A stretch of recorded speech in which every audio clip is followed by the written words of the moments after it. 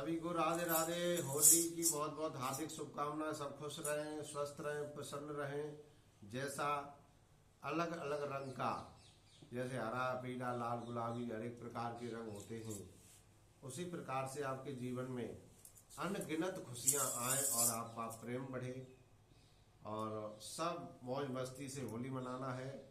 अपना थोड़ा ध्यान रखना है कि जो गुलाल है, अबीर है, थोड़ा अच्छी तरह से खेलना, जो आंखों में न गिरे, कानों में न जाए थोड़ा सा।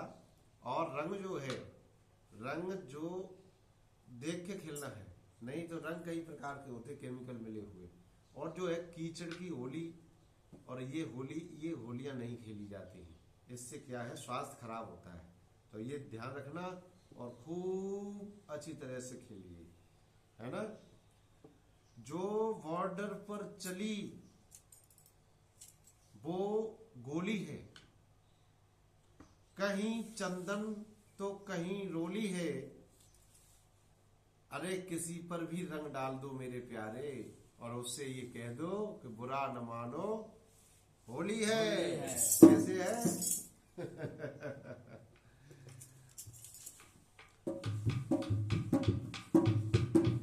अरे होली खेले लाला गोकुल में,